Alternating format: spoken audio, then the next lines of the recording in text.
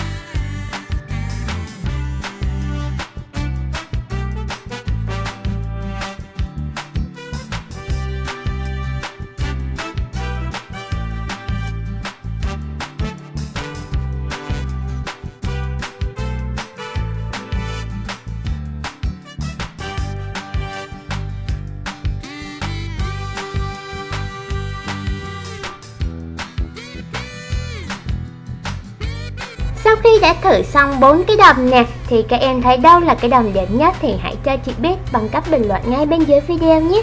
Và giống như mọi lần, bây giờ chị sẽ hướng dẫn cho các em cách làm nha.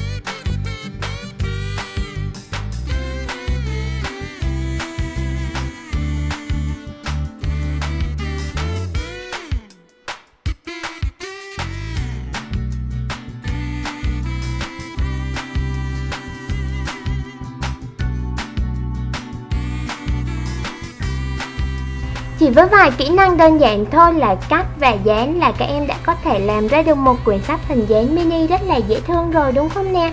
Và chần chờ gì nữa, các em hãy làm ngay quyển sách hình dáng của nàng công chúa Lọ Lem ngày hôm nay nhé! Nếu các bạn yêu thích kênh thì hãy đăng ký nè, like và share để ủng hộ kênh nhé!